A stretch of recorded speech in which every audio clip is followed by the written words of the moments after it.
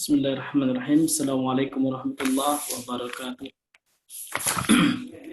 Alhamdulillahi rabbil alamin. Salatu wassalamu ala Rasulillah sallallahu alaihi wasallam wa ala alihi wa sahbihi wa man tabi'ahum bi ihsan ila yaumiddin. Amma ba'd. Para ikhwan dan akhwat sekalian, mudah-mudahan ya kita selalu dirahmati oleh Allah Subhanahu wa taala, terutama pada kondisi-kondisi yang saat seperti ini. Ya, sebelumnya kami ucapkan syukran jazakallah kepada Ustaz kita, Ustaz Fahmi Alfian, ya, di tengah-tengah kesibukan beliau masih bisa ya memberikan kesempatan kepada kita ya untuk berbagi ilmu ya.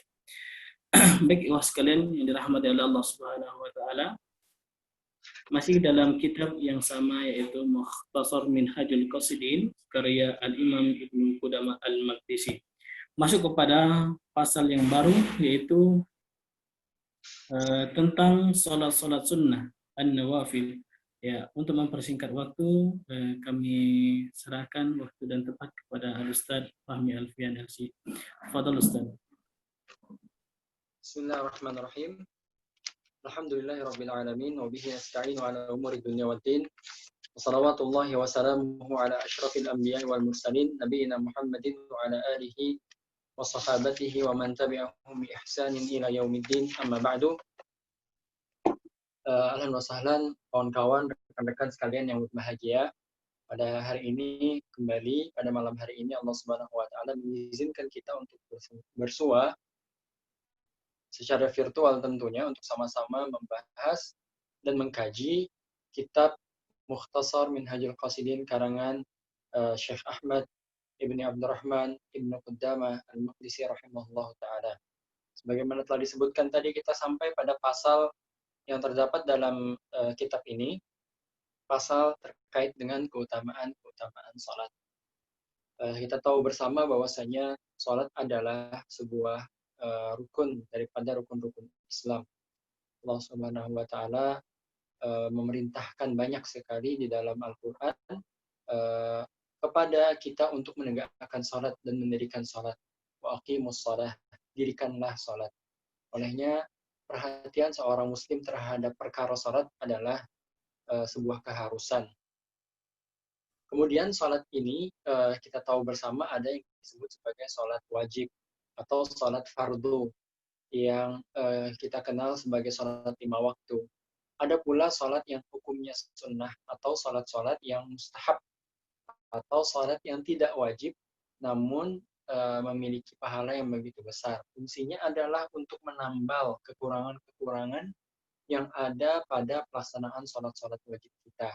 Seorang sahabat yang bernama Rabi'ah bin Ka'ab Al-Aslami pernah datang kepada Rasulullah SAW. Kemudian Rasulullah mengatakan, "Salni, mintalah kepadaku apa saja, minta saja apa saja."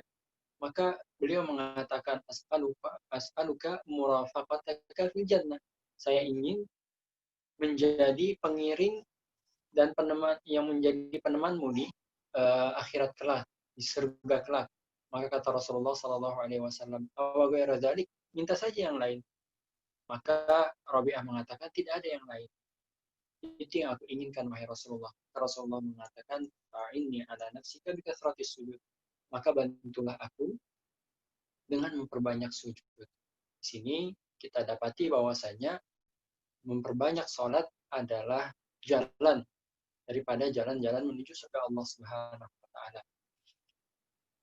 Pemirsa sekalian yang berbahagia, ketika kemarin kita telah membahas tentang gerakan-gerakan salat, kemudian bacaan-bacaan salat, kemudian hal-hal yang perlu untuk kita ingat dan renungi ketika kita melaksanakan salat, maka pada hari ini beliau ya membahas tentang keutamaan salat.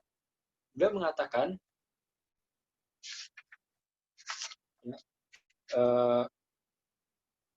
i'lam ma'adal faraid minas salat salah satu aqsam. Tentang salat-salat sunnah ini ada 3 atau ma'adal faraid minas salat salah satu aqsam ya. Salat-salat sunnah ini ada 3 macam bentuknya atau ada 3 macam rupanya. Yang pertama adalah sunnah, yang kedua adalah mustahabbat, dan yang ketiga adalah tatawu'at. Ya, nanti beliau akan jelaskan apa yang dimaksud dengan tiga istilah di sini. Yang pertama adalah salat-salat sunnah. Na'ni bisunnah ma nukila an Rasulillah sallallahu alaihi wa alihi wasallam al-muwadhabata alaihi karawatib aqib al-faraid wal witri wal duha. Yang dimaksud dengan salat-salat sunnah, kata beliau di sini, adalah salat-salat yang diriwayatkan dari Nabi Muhammad sallallahu alaihi wasallam, yang mana Rasulullah sallallahu alaihi wasallam senantiasa melaksanakan. Seperti salat-salat rawatib setelah salat-salat fardu. Seperti salat-salat rawatib setelah salat fardu. Nah, ini derajatnya di bawah derajat salat fardu. Ya, derajat salat fardu yang paling tinggi. Kemudian di bawahnya ada salat-salat rawatib, seperti salat rawatib sebelum subuh, salat sunnah isya, salat qobliyah zuhur, qobliyah apa lagi namanya isya, ba'diyah isya, dan ba'diyah maghrib misalnya. Ini adalah salat-salat yang senantiasa dijaga oleh Rasulullah SAW. Pahalanya di bawah pahala salat wajib, mendekati pahala salat wajib. Ya, ini derajat yang pertama daripada derajat salat sunnah. Derajat yang kedua, kata beliau di sini, na'ni bil mustahab. Yang kedua adalah salat-salat yang sifatnya mustahab, kata beliau. Yaitu ma warada al-khabaru bi fadlihi wa lam yunqal al-muwadhabatu alaihi. Kas-salati 'inda dukhulil manzili wal khuruj minhu. Yaitu salat-salat yang dinukilkan atau diriwayatkan bahwasanya Rasulullah SAW pernah melakukannya. Akan tetapi, ya, Rasulullah SAW tidak melakukannya secara rutin. Beliau mencontohkan di sini, menyebutkan contoh, yaitu sholat ketika masuk ke rumah dan sholat sebelum keluar daripada rumah. Ya, tentang perkara sholat ini ada disebutkan dalam hadis yang diriwayatkan oleh Abu Hurairah radhiyallahu taala anhu, diriwayatkan oleh Imam Bazzar dalam kitab beliau. Rasulullah Shallallahu Alaihi Wasallam mengatakan, "Idza kharajta min manzilika, fashalli rak'ataini tamna'anika makhrajas su." Kalau kamu keluar daripada rumah, maka hendaknya salat 2 rakaat terlebih dahulu. Kata beliau, 2 rakaat tersebut akan mencegah keburukan keluar. Wa idza dakhalta manzilaka, fashalli rak'ataini tamna'anika madkhalas su. Ya, kalau misalnya engkau keluar daripada rumahmu, maka hendaknya salat 2 rakaat. 2 rakaat itu akan mencegah keburukan masuk. Dan disebutkan juga dari Utsman bin Abi Saudah bahwasanya Rasulullah Shallallahu Alaihi Wasallam bersabda, "Salatul awwabin, salatnya orang-orang yang gemar bertaubat itu adalah, atau salatul abrar, yaitu salat orang-orang yang baik itu adalah rak'atani idza dakhalta baitaka wa rak'atani idza kharajta minhu," yaitu 2 rakaat ketika masuk rumahmu dan 2 rakaat ketika engkau keluar dari rumahmu atau sebelum engkau keluar daripada rumahmu. Hadis ini dikomentari oleh Ibnu Rajab bahwasanya hadis tersebut mursal, dan disebutkan bahwasanya beberapa para salaf memang mengerjakan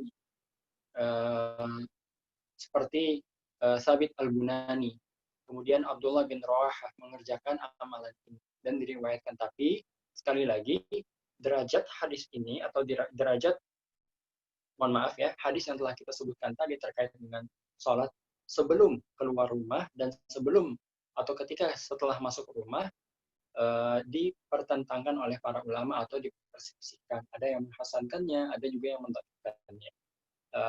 Lepas daripada kedua itu, ada para sahabat atau para salaf yang telah mengerjakannya. Jadi jika dikerjakan, ya ada yang mengerjakannya dari kalangan para salaf, dan mudah-mudahan juga termasuk daripada salat sunnah mutlak dikerjakan di dalam rumah. Ya, tapi ada juga yang tidak mensahihkan hadisnya, ya, menganggap hadis ini adalah hadis yang dhaif yang telah kita sebutkan tadi. Bahkan Ibnu Rajab mengatakan bahwa hadisnya juga mursal, dan tidak mengamalkannya juga tidak masalah. Namun sekali lagi mengerjakan sholat di dalam rumah itu memiliki keutamaan tersendiri. Wala taj'alu buyutakum qubura, dan jangan jadikan rumah-rumah kalian seperti kuburan, kata Rasulullah SAW. Kenapa? Di kuburan kita dilarang untuk sholat, sementara di rumah kita berbeda, kita disunahkan untuk sholat. Bahkan beberapa sholat sunnah Rasulullah SAW diriwayatkan dilakukan oleh Rasulullah di rumahnya. Warakaataini ba'dal jum'ati fi baitihi, kata Ibnu Umar. Dan aku menghafal bahwasanya Nabi itu setelah sholat Jumat mengerjakan sholat 2 rakaat di mana? Di rumah beliau. Ya. Kemudian kata beliau, wa na'ni bitatawwu'at, ini derajat yang ketiga daripada sholat sunnah, yaitu ma wara'a dzalika mimma lam yarid bihi khabar, yaitu sholat mutlak yang tidak dinukil kepada kita. Lakin al-'abdu yatatawwa' bi fi'lihi wa tusamma hadhihi al-aqsam ats-tsalatsa nawafil. Ya. Yang ketiga adalah salat mutlak. Seorang hamba beribadah kepada Allah Subhanahu wa taala dengan salat-salat tersebut. Ya, jadi kalau misalnya kita buat susunannya, yang paling tinggi adalah salat fardu. Salat zuhur, maghrib, ya. Asar, maghrib, isya, subuh, dan di bawahnya adalah salat sunnah rawatib. Ini di bawah salat fardu, ya, salat sunnah rawatib. Derajatnya ini, salat sunnah rawatib ini, ya, hampir mendekati salat fardu. Salat sunnah rawatib misalnya 2 rakaat sebelum subuh, 2 rakaat sebelum salat zuhur, 2 rakaat sebelum salat zuhur lagi, kemudian 2 rakaat setelah salat zuhur, 2 rakaat setelah salat maghrib, 2 rakaat setelah salat isya. Nah, ini pahalanya mendekati pahala sholat fardu. Kemudian apalagi setelahnya di bawahnya itu sholat sunnah yang lain, seperti sholat keluar dan masuk rumah, sebagaimana disebutkan oleh beliau di sini, dan lain sebagainya, ya. Misalnya sholat tarawih. Ini sholat tarawih dia di bawah sholat rawatib kedudukannya, ya. Jadi kalau misalnya kita lihat, ya, sholat isya itu paling tinggi derajatnya. Setelah itu yang kedua derajatnya adalah sholat ba'diyah isya. Setelah sholat ba'diyah isya baru muncul baru sholat tarawih, ya, kedudukannya seperti itu.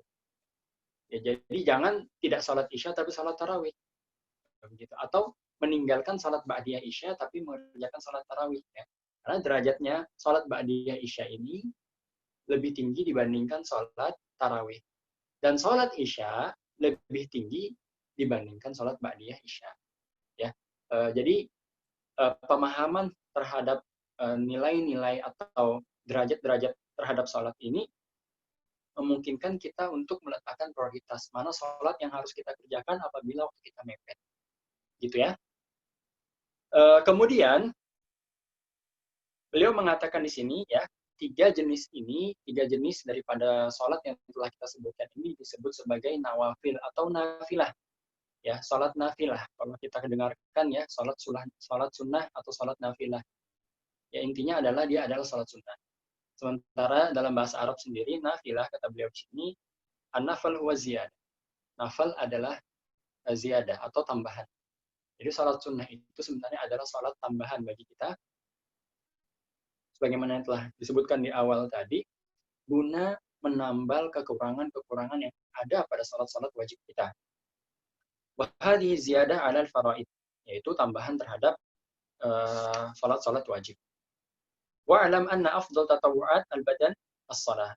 Ketahuilah bahwasanya ibadah sunnah yang paling afdal dikerjakan oleh badan kita, ya, ibadah sunnah badaniyah yang paling afdal dikerjakan adalah ibadah salat. Waqsamun nawafil wa fadailuha masyhuratun madhkuratun fi kutubil fiqh wa ghairiha. Lakin nadhkur minha salat at-tasbih lianna qad takhfa sifatuha ala ba'dhin nas. Nah, di sini beliau mengatakan bahwasanya macam-macam salat nafilah itu telah disebutkan dalam buku-buku fikih. Kemudian beliau di sini ingin menyebutkan satu sholat yang disebut sebagai sholat tasbih. Sholat tasbih. Kenapa? Karena banyak orang yang tidak mengetahui tata cara sholat tasbih. Ya, di sini ya beliau menyebutkan sebuah hadis yang diriwayatkan dari Ikrimah dari Ibnu Abbas radhiyallahu taala anhuma, bahwasanya Rasulullah Shallallahu alaihi wasallam berkata kepada Abbas bin Abdul Muttalib. Rasulullah Shallallahu alaihi wasallam berkata kepada siapa? Kepada paman beliau Al Abbas bin Abdul Muttalib. Ya Ammah, wahai pamanku, ala u'tika, bolehkah saya memberimu? Ala u'allimuka, bolehkah saya mengajarkan sesuatu untukmu? Wa dzakara al-haditsa ila an qala. Kemudian hadis ini disebutkan sampai Rasulullah sallallahu alaihi wasallam mengatakan, "Usolli arba' rakaat taqra fi kulli rak'atin bi Fatihatil kitab wa surah." Ya. Intinya ada hadis ini mengatakan bahwasanya orang yang akan melakukan salat ini dia akan dihapuskan dosanya yang lalu dan yang akan datang. Ya. Yang lalu dan yang akan datang, yang besar maupun yang kecil. Yang sudah lama ataupun dosa yang baru ya. Hadis ini mengatakan keutamaan tersebut. Bagaimana tata cara sholatnya? Tusalli arba'a rakaat, hendaknya engkau mengerjakan 4 rakaat, taqra fi kulli raka'atin bi Fatihatil kitab wa surah. Ya. Engkau membaca Al-Fatihah kemudian membaca satu surat pada setiap rakaatnya. Fa idza faragta min al-qira'ati fi awwali raka'ah wa anta qa'imun qulta subhanallah walhamdulillah wa la ilaha illallah wallahu akbar 15 marrah. Kalau kamu atau kalau engkau telah menyelesaikan bacaan Al-Fatihah dalam satu rakaat, kemudian juga selesai membaca surah, pada saat Anda berdiri, kata Rasulullah SAW dalam hadis ini, hendaknya engkau membaca subhanallah walhamdulillah wa la ilaha illallah wallahu akbar selama atau sebanyak 15 kali. Tsumma tarka, kemudian ruku. Fataqulaha wa anta raki 10. Kemudian setelah ruku, setelah orang itu ruku atau ketika engkau ruku, baca lagi subhanallah walhamdulillah wa la ilaha illallah wallahu akbar 10. Demikian juga saya persingkat ya, ketika i'tidal. Demikian juga ya 10 ya ketika i'tidal. Kemudian 10 lagi ketika sujud. Kemudian 10 lagi ketika duduk di antara dua sujud. Kemudian 10 lagi ketika sujud. Kemudian bangkit rakaat kedua. Jadi satu rakaat itu dibaca 75 tasbih. Baik. Kemudian kata Rasulullah SAW di akhir, fadzalika 75, yaitu 75 kali. Taf'al dzalika fi 4 rakaat in istata'ta an tusalliha fi kulli yaumin marrah. Lakukan itu dalam 4 rakaat ya. Jadi maksudnya satu kali salat 4 rakaat sekali salam.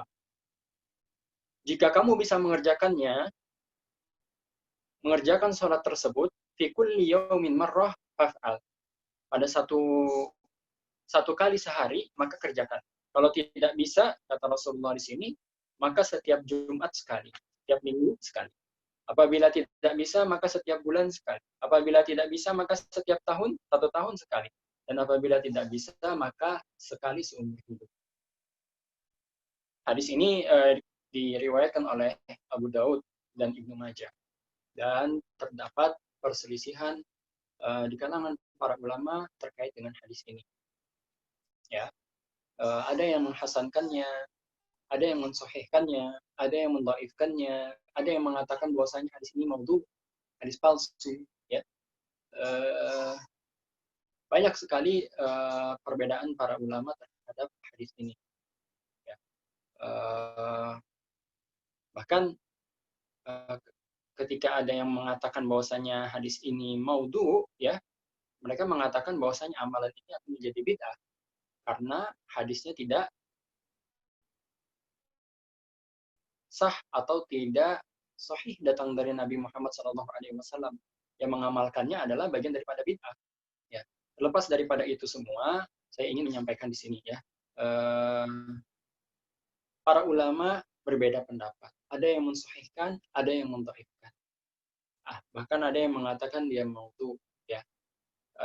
Masing-masing mengikuti ulama yang dikenal dengan kefiqahannya, dengan ketakwaannya. Ulama yang mengatakan bahwasanya hadis ini dhaif, ya, jalurnya tidak sah, kemudian hadis ini tidak bisa diterima dan sholat tasbih tidak bisa diamalkan, mereka mengatakan alasannya selain daripada hadis ini dhaif menurut mereka, ya, tata cara pelaksanaan sholat seperti ini belum ada contohnya atau belum ada yang semisal dengannya dalam sholat-sholat yang lain. Ya, jadi sholat yang seperti ini aneh, bentuknya aneh. Itu yang pertama. Yang kedua, tata cara pelaksanaan sholat, ya, yang kalau bisa kerjakan setiap hari, kalau tidak bisa setiap pekan, kalau tidak bisa setiap bulan. Ini juga belum ada yang semisal dengannya dalam ibadah-ibadah yang lain. Ya, tidak ada ibadah yang semisal yang kita diperintahkan kalau tidak bisa hari ini, maka kerjakan setiap pekan. Kalau tidak bisa setiap pekan, maka setiap bulan. Itu tidak ada dalam syariat ibadah yang seperti itu. Hanya ada pada sholat tasbih ini saja. Ya, maka di sini terdapat sekali lagi ya, walaupun ini pendapat yang saya sebutkan di penghujung ini, tapi sekali lagi dalam permasalahan ini terdapat khilaf. Nah, bagaimana cara menyikapi khilaf ini? Ya, kalau kita mengikuti pendapat ulama yang tidak menganggap ada sholat tasbih, tidak disyariatkan sholat tasbih, maka kita tidak melaksanakan sholat tasbih. Akan tetapi kita tidak mengingkari orang yang melaksanakan sholat tasbih. Demikian pula apabila kita mengikuti pendapat ulama yang mengatakan hadisnya hasan, hadisnya sahih, dan sholat tasbih ini disyariatkan, ya, apalagi diriwayatkan bahwasanya Abdullah bin Mubarak mengerjakan sholat tasbih, ya, maka kita melakukan sholat tasbih ini, akan tetapi kita tidak mencela, tidak mengingkari orang yang tidak mengerjakannya. Ya, intinya seperti itu saja, ya, supaya mudah yang masing-masing mengikuti pendapat para ulama yang diyakini kebenarannya. Baik, itu terkait dengan sholat tasbih. Kita pindah ke pasal yang berikutnya, fi awqatin nahyi 'anis shalah. Pasal terkait dengan waktu-waktu yang terlarang untuk sholat. Wala yatatawwa fi awqatin nahyi bi shalatin la sababa laha ka shalat tasbih. Ya, hendaknya tidak mengerjakan sholat-sholat sunnah pada waktu-waktu yang terlarang untuk mengerjakan sholat yang tidak ada sebab di dalamnya, sebagaimana sholat tasbih atau seperti sholat tasbih misalnya. Karena an-nahyu li'anna an-nahya mu'akkadun fiha 'anis shalah. Wa hadhihi al-asya' dha'ifatun fala tuqawimuhu. Karena larangannya ini begitu ditekankan dalam syariat kita. Sementara sholat-sholat yang tidak memiliki sebab tidak ditekankan. Olehnya, sholat-sholat itu tidak bisa dikerjakan pada saat waktu-waktu yang terlarang dalam syariat kita. Wa amma ma lahu sabab, akan tetapi sholat-sholat yang memiliki sebab seperti tahiyatul masjid, sholat kusuf, sholat istisqa, dan lain sebagainya, maka di sini kata beliau fa'ala riwayatain. Ada dua pendapat daripada Imam Ahmad berkaitan dengan permasalahan ini. Ada yang Imam Ahmad membolehkan, dalam riwayat lain Imam Ahmad tidak membolehkan. Bagaimana kita pernah singgung sebelumnya bahwasanya buku ini ditulis oleh seorang ulama mazhab Hambali, ya. Jadi ketika beliau mengatakan fa'ala riwayatain, yaitu terdapat dua riwayat di sini, maksudnya adalah dua riwayat pendapat Imam Ahmad terkait permasalahan ini. Wa'lam anna nahya 'anas salati fil awqati tsalatsa lahu tsalath asrar. Ya, ada 3 waktu terlarang kata beliau, dan di sini ada 3 rahasia kenapa 3 waktu itu terlarang. Sebelumnya kita perlu sebutkan dulu kapan saja waktu terlarang tersebut. Waktu yang pertama adalah ketika selesai sholat subuh sampai matahari terbit dan meninggi hingga sepenggalah. Itu yang pertama. Yang kedua, ketika matahari tepat berada di atas kepala kita, tepat berada di tengah-tengah sebelum tergelincir. Ya, kita tahu bahwasanya matahari itu, ya, bergerak daripada arah timur menuju ke arah barat, ya. Jadi ketika tepat berada di atas kepala kita sebelum tergelincir, maksudnya sebelum masuk waktu sholat zuhur, maka itu adalah waktu yang terlarang untuk melaksanakan sholat. Kemudian yang ketiga, yaitu ketika setelah kita melaksanakan sholat asar sampai matahari terbenam. Ini 3 waktu dilarang untuk melaksanakan sholat. Pertanyaannya, sholat apa yang dilarang? Ya, kita perlu pelajari dahulu bahwasanya sholat itu terbagi menjadi beberapa macam. Sholat fardu, ya, apabila terlewat maka di waktu terlarang pun boleh dikerjakan. Rasulullah mengatakan, man adraka rak'atan qabla an tatlu asy-syamsu faqad adrakal fajra. Faqad adrakas subha. Ya, barang siapa yang dapat 1 rakaat saja, 1 ruku, 1 kali ruku sebelum terbitnya matahari, maka dia akan mendapatkan waktu subuh. Waman adraka rak'atan minal asri qabla an taghiba syamsu faqad adrakal asr. Barang siapa yang bisa ruku 1 rakaat saja sebelum terbenamnya matahari, maka dia dapat sholat asar, kata Rasulullah SAW. Nah, ini menunjukkan bahwasanya waktu asar walaupun sudah hampir terbenam matahari, tapi kita masih mau melaksanakan sholat asar karena udzur tentunya, maka ini tetap diperbolehkan. Yang mana yang tidak diperbolehkan? Sholat sunnah itu terbagi menjadi 2 macam. Yang pertama, sholat sunnah yang memiliki sebab. Sholat sunnah yang memiliki sebab. Kemudian, atau sholat sunnah yang terikat ya, mohon maaf. Yang pertama adalah sholat sunnah yang terikat dengan sebab, atau sholat sunnah yang terikat dengan waktu. Ini adalah sholat sunnah yang pertama, jenis sholat sunnah yang pertama. Jenis sholat sunnah yang kedua adalah sholat sunnah yang tidak terikat dengan sebab dan tidak terikat dengan waktu, yang kita sebut sebagai sholat sunnah mutlak. Jenis yang kedua ini dilarang dilakukan ketika sholat, ketika waktu-waktu terlarang. Sekali lagi, jenis sholat sunnah yang pertama, sholat sunnah yang terikat dengan waktu atau terikat dengan sebab. Ini nanti kita akan bahas secara detail. Kemudian jenis yang kedua, yaitu sholat sunnah yang tidak terikat dengan waktu dan tidak terikat dengan sebab. Ini kita beri nama atau dikenal oleh para ulama sebagai sholat sunnah mutlak. Ya, sholat sunnah mutlak. Dan inilah yang dilarang untuk dilaksanakan pada saat waktu-waktu terlarang tersebut. Sementara sholat sunnah yang tadi, yang pertama kita sebutkan, ada yang terikat dengan waktu, juga ada yang terikat dengan sebab. Sholat sunnah yang terikat dengan waktu tentunya berdasarkan waktunya, seperti sholat sunnah, sholat sunnah rawatib, terikat dengan waktu, atau sholat duha, terikat dengan waktu duha, tidak terkait dengan waktu-waktu terlarang, atau sholat qiyamul lail misalnya. Sholat witir dan qiyamul lail tidak terikat atau tidak bertepatan dengan waktu-waktu terlarang.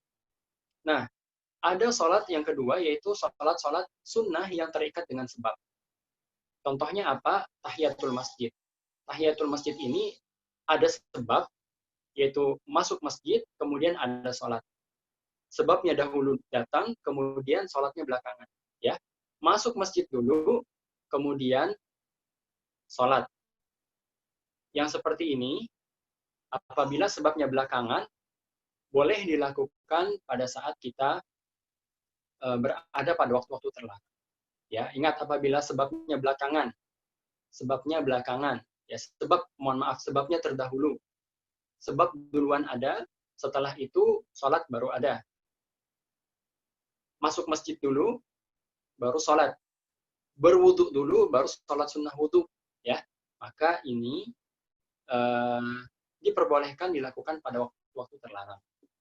Yang kedua, apabila sebabnya bersamaan dengan sholatnya. Misalnya, kusuf, sholat gerhana. Ada gerhana, ada sholat. Bersamaan waktunya. Sebab dengan sholatnya bersamaan. Ini juga boleh dilakukan pada saat-saat terlarang. Yang ketiga, sholat dahulu, kemudian sebabnya belakangan. Ya, sholat dahulu, kemudian sebabnya belakangan. Contohnya, sholat istikharah. Sholat dahulu, kemudian baru istikharah. Contohnya disebutkan para ulama, sholat sunnah ihram misalnya ya, disebutkan oleh para ulama. Sholat dahulu, kemudian setelah itu ihram. Nah, yang ini, jenis yang ketiga ini tidak boleh dilakukan tidak boleh dilakukan pada saat sholat-sholat, mohon maaf, pada waktu-waktu terlarang. Ya, jadi ada dua macam sholat yang tidak boleh dilakukan pada saat waktu-waktu terlarang ini. Yang pertama adalah sholat sunnah mutlak yang tidak terikat dengan waktu dan sebab. Yang kedua adalah sholat sunnah yang sebabnya datang belakangan, seperti sholat istikharah, sholat sunnah ihram, dan lain sebagainya. Baik, kawan-kawan sekalian yang berbahagia, beliau di sini menyebutkan tiga rahasia kenapa kita dilarang melakukan sholat-sholat pada waktu-waktu tersebut.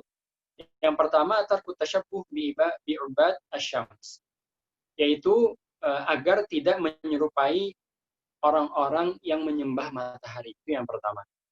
Yang kedua, at-tahdhir minas sujudi li qarni syaitan, ya, agar kita tidak sujud kepada tanduk setan, kata beliau. Fa inna syamsa tatlu ma'aha qarnu syaitan, karena ketika matahari terbit ada tanduk syaitan yang juga terbit bersama dengan matahari. Fa idza irtafa'at faraqaha, apabila matahari telah meninggi maka tanduk syaitan itu meninggalkannya. Fa idza stawa qaranaha, apabila matahari berada tepat di atas kepala kita maka tanduk syaitan itu muncul kembali. Fa idza zalat asy-syamsu faraqaha, apabila matahari tergelincir maka tanduk syaitan itu meninggalkannya. Fa idza tadayyafat lil ghurubi qaranaha, apabila matahari hendak terbenam maka di situ ada tanduk syaitan. Fa idza gharabat faraqaha, apabila matahari telah terbenam maka tanduk syaitan pun meninggalkannya. Yang ketiga, inna saliki tariqil akhirah muwadhibuna 'ala al-ibadat wal muwadhabatu 'ala namtin wahidin yurithul malal. Ya, seorang yang menuju akhirat senantiasa bekerja, beribadah untuk akhirat itu akan merasa bosan apabila ibadah itu hanya satu saja. Ya, ibaratnya kalau orang mau sholat terus, maka dia akan bosan. Ya, makanya Allah Subhanahu Wa Taala letakkan pelarangan-pelarangan pada tempat-tempat tertentu supaya seseorang sengaja tidak sholat. Ya, seakan-akan di luar sana ada orang yang ingin sholat terus sepanjang harinya, tapi Allah Subhanahu Wa Taala larang supaya apa? Supaya dia tidak bosan. Ya, larang, tidak boleh dulu sholat di waktu ini. Ya, lakukan hal yang lain, dzikir kah, baca Quran kah, ya, atau keluar, kemudian berbuat baik kepada orang lain dan lain sebagainya, kemudian nanti kembali lagi. Ya, dan ini juga sebenarnya pukulan, ya, ada ya seakan-akan ada di sana orang yang ingin senantiasa sholat tapi dilarang oleh Allah Subhanahu Wa Taala, dan di sisi yang lain di sana ada orang, ya, yang tidak dilarang untuk sholat tapi tidak mau sholat. Ya, ada kesempatan terbuka lebar baginya untuk sholat tapi tidak mau sholat. Demikianlah, ya, ibadah itu dikerjakan dengan berbagai macam bentuknya supaya seseorang betah di dalam hatinya untuk senantiasa beribadah kepada Allah dan tidak bosan. Ya.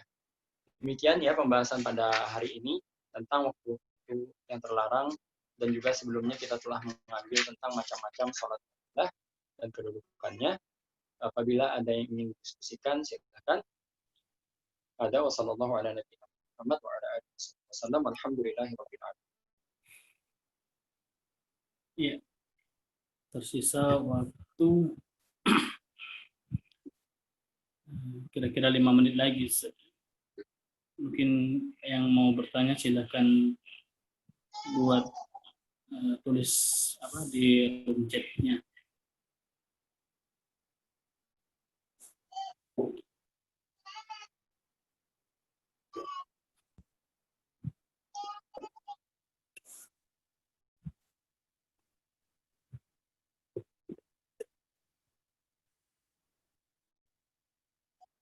Iya.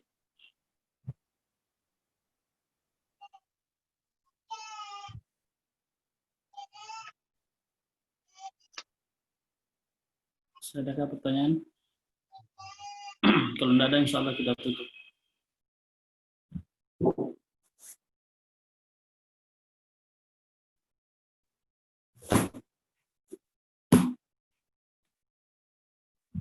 Ya, ini ada satu pertanyaan terkait sholat gerhana.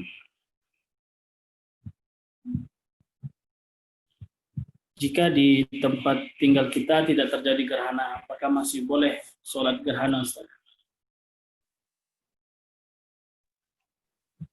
Rasulullah Shallallahu Alaihi Wasallam mengaitkan pelaksanaan sholat gerhana dengan penglihatan. Fa'idha ra'aitumuhuma, apabila kalian melihat gerhana tersebut, gerhana bulan atau gerhana matahari, ya, fafza'u ila shalah, maka hendaknya segera melaksanakan sholat. Nah, Rasulullah Shallallahu Alaihi Wasallam sekali lagi mengaitkan pelaksanaan sholat gerhana tersebut dengan penglihatan kita terhadap gerhana. Kalau kita melihat gerhana, kita sholat. Kalau tidak lihat, tidak usah. Walaupun di kampung sebelah mereka melaksanakan dan melihat. Baik. Allahu a'lam. Ya, ada satu lagi pertanyaan. Kita batasi cuma satu pertanyaan lagi.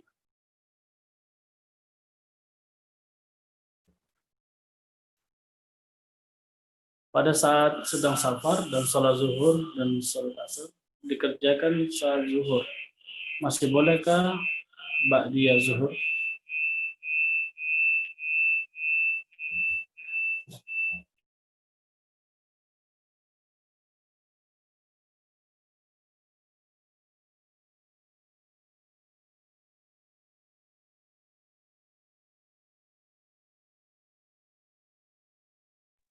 Baik, sunnah Rasulullah Shallallahu Alaihi Wasallam adalah Rasulullah Shallallahu Alaihi Wasallam tidak pernah meninggalkan sholat ba'diyah, mohon maaf, sholat sunnah rawatib kecuali pada saat safar. Dan Rasulullah mohon maaf ya, Rasulullah SAW meninggalkan sholat rawatib pada saat safar kecuali 2 rakaat sebelum sholat subuh.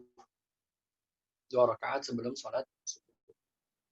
Adapun apabila hendak melaksanakan sholat ba'diyah sebelum sholat zuhur misalnya, maka tidak ada masalah ketika kita melaksanakannya di saat safar. Dan ketika kita menggabungkan antara 2 sholat, kita perlu ketahui bahwasanya perlu dipersyaratkan untuk meniatkan pelaksanaan sholat kedua pada saat sholat pertama. Jadi ketika Anda sholat zuhur, Anda sudah berniat di dalam hati akan menjamaknya dengan sholat asar. Dan yang kedua, setelah selesai salam, Anda harus langsung melaksanakan sholat asar. Tidak boleh melakukan sholat ba'diyah zuhur. Tidak boleh sholat ba'diyah zuhur dulu, kemudian sholat asar, tidak boleh. Ya, jadi tidak boleh ada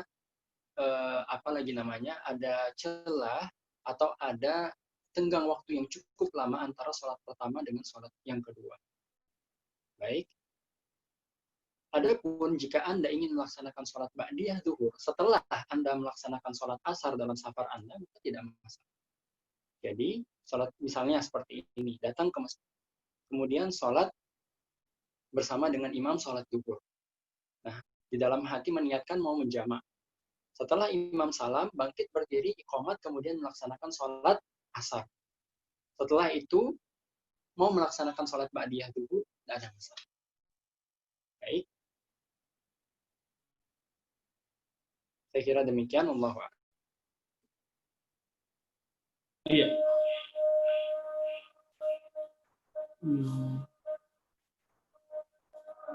Kami pernah mendengar bahwa diperbolehkan sholat qobliyah subuh dilakukan setelah sholat subuh, Ustaz. Ketika kita terbangun sholat subuh terlambat. Mohon penjelasannya, Ustaz.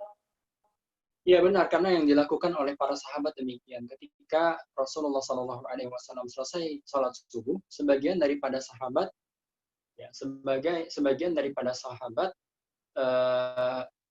berdiri tentunya setelah berzikir, berdiri kemudian melaksanakan sholat qobliyah subuh. Diqodoknya kapan? Setelah sholat subuh. Jadi mereka sholat subuh dahulu karena terlambat bangun, sholat subuh dahulu. Setelah sholat subuh, mereka berzikir sedikit, setelah itu bangkit lagi, ya, melaksanakan sholat qobliyah subuh yang tertinggal. Qodok, sebagai qodok. Dan Rasulullah SAW mendiamkan. Dalam permasalahan ini, dalam ilmu hadis, dalam ilmu usul, ini disebut sebagai takrir. pembiaran oleh Rasulullah SAW yang menunjukkan hal itu disyariatkan oleh agama kita. Ya, jadi insya Allah bisa dikerjakan. Allah Ta'ala a'lam. Ya, kayaknya sudah Saya- waktu Isya.